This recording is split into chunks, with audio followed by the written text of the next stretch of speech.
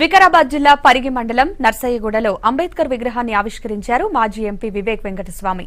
అక్కడ జరుగుతున్న సభలో ప్రస్తుతం ఆయన మాట్లాడుతున్నారు. లైవ్ చూద్దాం.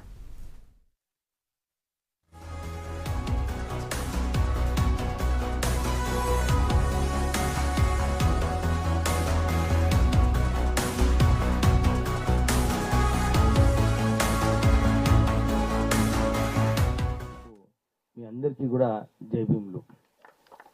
ఒక్కసారి అందరు కూడా ఈ సభలో వచ్చిన వాళ్ళందరూ పిడికలు పట్టుకొని జై భీములు చెప్పాలి. ఎందుకంటే జై భీమ్ చెప్పినప్పుడు అందరు అంబేద్కర్ కి ఒక స్ఫూర్తి వస్తుంది.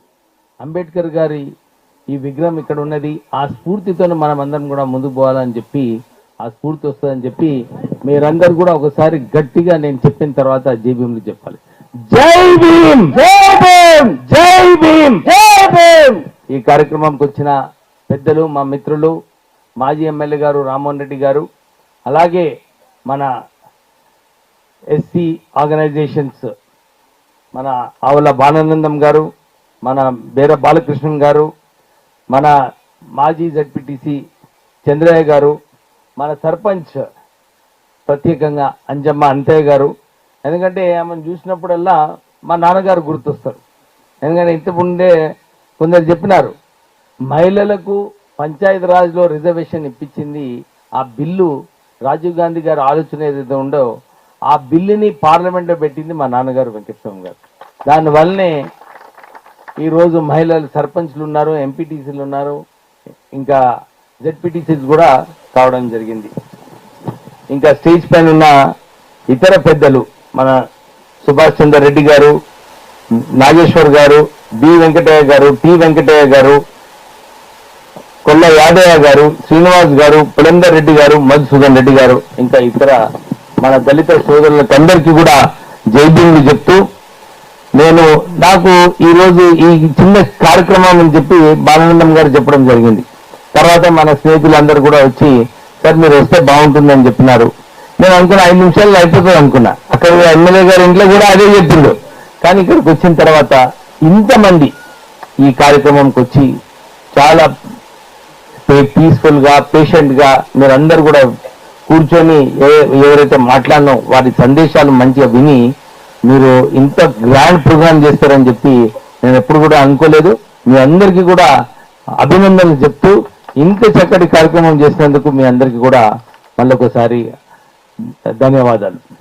మీరు అందరు చూస్తున్నారు, ఇప్పుడే అందరూ ఒక్కటే మాట చెప్పినారు.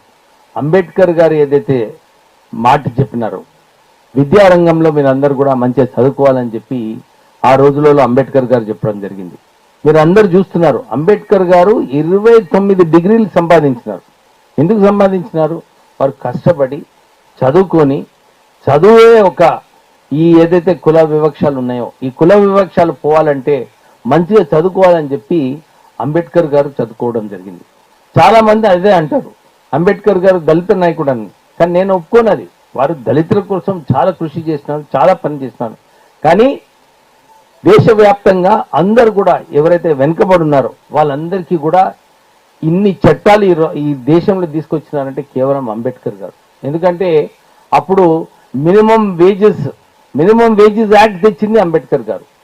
మహిళలకు ఒక హక్కు కల్పించింది అంబేద్కర్ గారు. ఇంకా ఇంతకుముందు కార్మికులు 12 గంటలు కూడా పనిచేస్తే ఏం చట్టం లేకుండే. కానీ ఆ చట్టం ఏదైతే వచ్చిందో 8 గంటలు పనిచేయడానికి కేవలం అంబేద్కర్ గారు తీసుకొచ్చారు. అంటే అన్ని రంగాలలో అంబేద్కర్ గారి ఒక మంచి ఆలోచన ఉంది. ఈ ఎకనామిక్ రిఫార్మ్స్ కూడా ఏదైతే కావాలో ఇది కూడా అంబేద్కర్ గారే తీసుకొచ్చారు. అందు గురించి ఈ రోజు మనం తెలంగాణ సాధించుకున్నామంటే కేవలం అంబేద్కర్ గారి ఆలోచన. ఏదైతే ఆర్టికల్ 3 ప్రకారంగా మనకు ఈ కొత్త రాష్ట్రం వచ్చిందో మనము తెలంగాణ అభివృద్ధి చేసుకుందామని చెప్పి మనమందరం కూడా ఈరోజు ఈ తెలంగాణ ఉద్యమంలో పాల్గొని తెలంగాణ సాధించుకున్నామంటే కేవలం అంబేద్కర్ గారి స్ఫూర్తితో. నేను మొన్న కూడా ఈ పంచగుట్ట విగ్రహాన్ని ధ్వంసం చేసినప్పుడు నేను అదే మాట చెప్పినాను ప్రెస్లో. ఏమని? అంబేద్కర్ గారు ఏదైతే ఆలోచన ప్రకారంగా మనకు తెలంగాణ వచ్చిందో అప్పుడు ముఖ్యమంత్రి గారు చాలా సార్లు చెప్పినారు, దళితులు చాలా కృషి చేస్తున్నారు తెలంగాణ సాధించుకోవడానికి, దళితుల వర్గానికి ఒక ముఖ్యమంత్రి చేస్తే బాగుంటుందని చెప్పి వారే మాట ఇవ్వడం జరిగింది. కానీ ఈ రోజు ఎవరైతే నిరసన చెప్తున్నారో దళితులు, అంబేద్కర్ విగ్రహాన్ని ధ్వంసం చేసిన వారిని వాళ్ళందరినీ అరెస్ట్ చేస్తున్నారు. ఏదైతే ఈ సప్రెషన్ ఉందో, ఏదైతే ఈ మన పోలీస్ ద్వారా రాష్ట్ర ప్రభుత్వం ఏదైతే ప్రజలపైన దబావు తీసుకొస్తుందో దాన్ని మేము తీవ్రంగా ఖండిస్తున్నాం. ఎందుకంటే మనం సాధించింది తెలంగాణలో ఒక డెమోక్రటిక్ ప్రజాస్వామ్యం ఉండాలని చెప్పి మనం అందరం కూడా తెలంగాణ సాధించుకోవడం జరిగింది.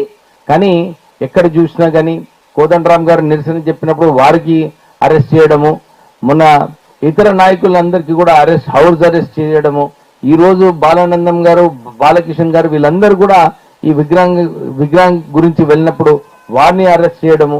ఎందుకు అరెస్ట్ చేస్తున్నారో నాకు అర్థం అవట్లేదు. ఎందుకంటే మనం తెలంగాణ సాధించుకుంది కేవలం ప్రజాస్వామ్యం కోసము మనం సాధించుకున్నాము, మన అభివృద్ధి మనం చేసుకుందామని చెప్పి ఆ ఆలోచనతో అందరూ ఉద్యమంలో పాల్గొన్నారు. అందు గురించి సాధించుకోగలం. ఇప్పుడే నాగేశ్వర్ చాలా మంచిగా చెప్పినారు.